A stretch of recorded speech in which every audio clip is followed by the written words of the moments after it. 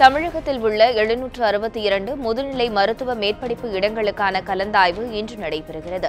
4 நாட்கள் நடைபெறவுள்ள இந்த கலந்தாய்வு ஓமந்தூரார் அரசு மருத்துவமனையில் இன்று பகல் 12 மணிக்கு தொடங்கவுள்ளது.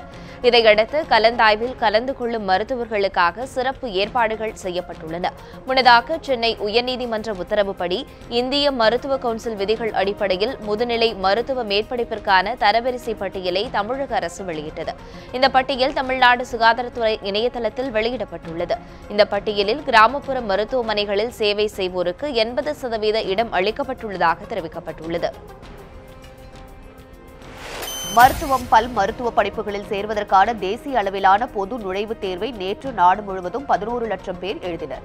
மருத்துவக் கல்லூரிகளில் சேர்ந்து படிப்பதற்கான நாடு தழுவிய பொது நுழைவுத் தேர்வு நேற்று நாடு முழுவதும் 103 நகரங்களில் 1921 மையங்களில் நடைபெற்றது. நடுவண் இடைநிலை கல்வி வாரியம் நடத்திய இந்த தேர்வு ஆங்கிலம், ஹிந்தி, தமிழ், வங்காளி உள்ளிட்ட 10 மொழிகளில் நடத்தப்பட்டது. 65,000 MBBS இடங்களுக்கும் 25,000 BDS இடங்களுக்கும் மொத்தம் 11,38,000 பேர் போட்டியிட்டு தேர்வு எழுதினர். தேசிய அளவிலான பொது நுழைவுத் தேர்வு நடத்தும் முன் ஒவ்வொரு மருத்துவக் கல்லூரியிலும் 15 விழுக்காட்டு இடங்களே மத்திய அரசுக்கு ஒதுக்கப்பட்டன. எஞ்சிய 85 விழுக்காட்டு இடங்களை மாநில அரசுகளே நிரப்பிக் கொண்டது குறிப்பிடத்தக்கது. நீட் தேர்வில் வினாக்களை தமிழில் மொழிபெயர்த்ததில் பல்வேறு குழப்பங்கள் இருப்பதாக மாணவர்கள் தெரிவித்துள்ளனர்.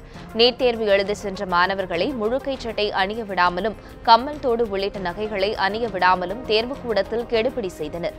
இதனிடையே நீட் தேர்வில் கேட்கப்பட்ட வினாக்கள் தமிழில் மொழிபெயர்க்கப்பட்டதில் குளறுபடி ஏற்பட்டுள்ளதாக தேர்வு எழுதிய மாணவர்கள் குற்றம் சாட்டியுள்ளனர். திருச்சியில் தேர்வு எழுதிய மாணவர்கள் இதனை தெரிவித்துள்ளனர். தமிழக அரசியலில் ஒரு குழப்பத்தை ஏற்படுத்தி பாரதிய ஜனதா கால் ஊன்ற முயற்சிப்பதாக விடுதலை சிறுத்தைகள் கட்சித் தலைவர் தொல் திருமாவளவன் குற்றம் சாட்டியிருக்கிறார்.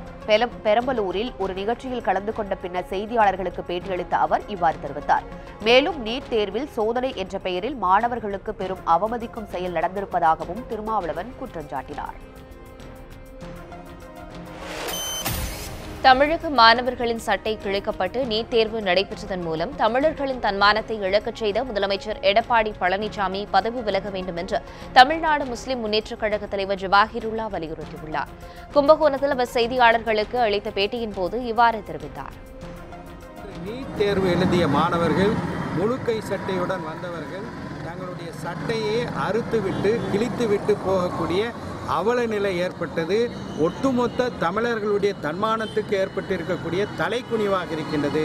இதற்கு பொறுப்பேற்று எடப்பாடி பழனிசாமி அரசு பதவி விலக வேண்டும். சேலத்தில் நேற்று திடீரென மழை பெய்ததால் கோடை வெப்பம் பெருமளவு தணிந்து குளிர்ச்சி நிலவியது. சேலத்தில் கடந்த சில நாட்களாக வெயிலின் தாக்கம் நாளுக்கு நாள் அதிகரித்துக் கொண்டே வந்தது. இதனால் மக்கள் பகல் வேளையில் வெளியில் நடமாடுவது குறைந்தது. இந்த நிலையில் கத்திரி வெயில் என்ற அக்னி நட்சத்திரம் கடந்த 5ஆம் தேதி தொடங்கியது. நேற்றும் பகலில் வெயில் கடுமையாக காய்ந்த நிலையில் மாலையில் சேலம் புதிய பேருந்து நிலையம், அம்மாப்பேட்டை, குகை உள்ளிட்ட பகுதிகளில் சூறை காற்றுடன் கூடிய பலத்த மழை பெய்தது. சுமார் 2 மணி நேரத்திற்கு மேலாக பலத்த மழை பெய்ததால் சாலைகளில் மழைநீர் பெருக்கெடுத்து ஓடியது. திடீர் மழையினால் வெப்பத்தின் தாக்கம் சற்று தணிந்து குளிர்ச்சி நிலவியது. சேலம் அருகே ஆடு மேய்க்கச் சென்ற இடத்தில் விவசாயி வெட்டிக் கொல்லப்பட்டது பரபரப்பை ஏற்படுத்தியுள்ளது. சேலம் எருமாபாளையம் ஊத்துக்கரட்டையைச் சேர்ந்த விவசாயி பெருமாள் தனக்கு சொந்தமான 30க்கும் மேற்பட்ட ஆடுகளை ஊத்துமறை கரட்டுக்கு மேய்ச்சலுக்கு கொண்டு செல்வது வழக்கம். அதேபோன்று நேற்றும் ஆடுகளை வீட்டு அருகே உள்ள வெட்டுக்கள் பாறை பகுதியில் மேய்ச்சலுக்கு கொண்டு சென்றார். பகல் 12 மணி அளவில் அப்பகுதி மக்கள் சிலர் பெருமாள் வெட்டுக்காயங்களுடன் ரத்த வெள்ளத்தில் இறந்து கிடப்பதாக அவரது குடும்பத்தினருக்கு தகவல் தெரிவித்தனர். இதுகுறித்து தகவல் அறிந்த அன்னதானப்பட்டி காவல்துறையினர் விரைந்து வந்து பெருமாளின் உடலை பிரேத பரிசோதனைக்காக சேலம் அரசு மருத்துவமனைக்கு கொண்டு சென்றனர். முன்பகை காரணமாக கொலை நடந்ததா என காவல்துறையினர் விசாரித்து வருகின்றனர். ஆடு மேய்க்கச் சென்ற விவசாயி வெட்டி கொல்லப்பட்டது சேலத்தில் பரபரப்பை ஏற்படுத்தியுள்ளது. ஆடு ஓட்டிட்டு போகல, ஒரு 50 ஆடு ஓட்டிட்டு போனாருங்க. அவர் 50 ஆடு ஓட்டிட்டு போகும்போது தான் இங்கே சம்சாரம் வந்து ஒரு குட்டி ஓடாத இருக்கும்போது அந்த குட்டியோட வந்தது. ஒரு 10 குட்டி போகல, ஒரு குட்டி மட்டும் ஓடலாங்கும் போது அந்த அம்மா வந்து தூக்கிட்டு வந்து நீங்கள் எடுத்துகிட்டு போங்க மலைக்கு அப்படின்னு சொல்லி கூட்டிகிட்டு வந்தார்.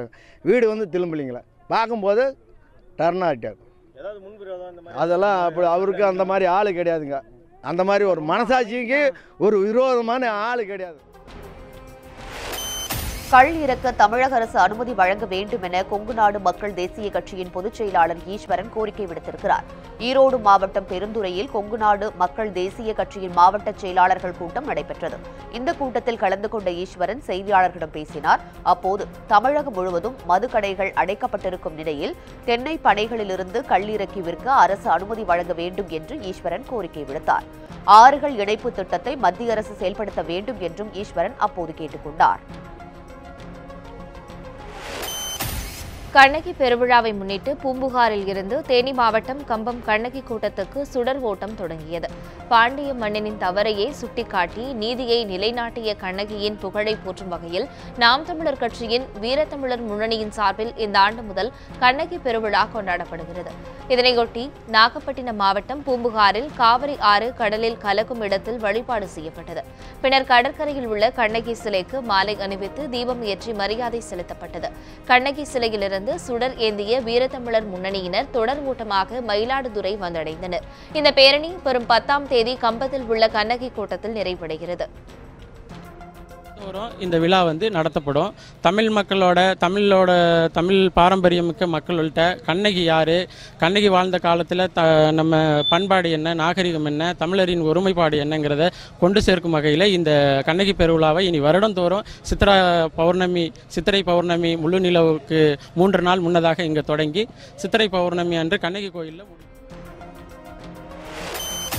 நீலகிரி மலை ரயில் பாதையில் மரங்கள் சாய்ந்து விழுந்ததால் இன்று மேட்டுப்பாளையம் குன்னூர் இடையே மலை ரயில் போக்குவரத்து ரத்து செய்யப்பட்டிருக்கிறது.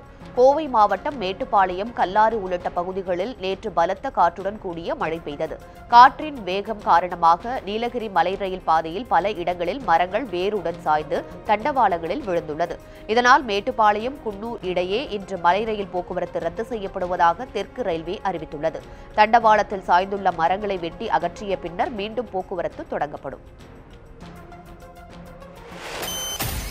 திருநெல்வேலி மாவட்டம் பாபநாசம் திருவள்ளுவர் கல்லூரியில் முன்னாள் மாணவர்களும் ஆசிரியர்களும் ஒன்று கூட தங்கள் கடந்த கால நினைவுகளை பகிர்ந்து கொண்டனர்.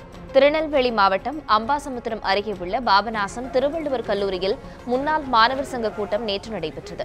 இந்த கல்லூரியில் 1969ஆம் ஆண்டிலிருந்து பயின்ற மாணவர்கள், பேராசிரியர்கள், அலுவலர்கள் இந்த கூட்டத்தில் கலந்து கொண்டனர். பேராசிரியர்களும் மாணவர்களும் தங்களது குடும்பத்தினருடன் பங்கேற்று கடந்த கால நினைவுகளை ஒருவருக்கொருவர் சொல்லி பகிர்ந்து கொண்டனர். தென்பெண்ணை ஆற்றின் குறுக்கே கட்டப்பட்டுள்ள கிருஷ்ணகிரி அணையின் நீர்மட்டம் 35 அடிக்கு கீழ் சென்றிருப்பதால் விவசாயிகள் கவலையடைந்துள்ளனர்.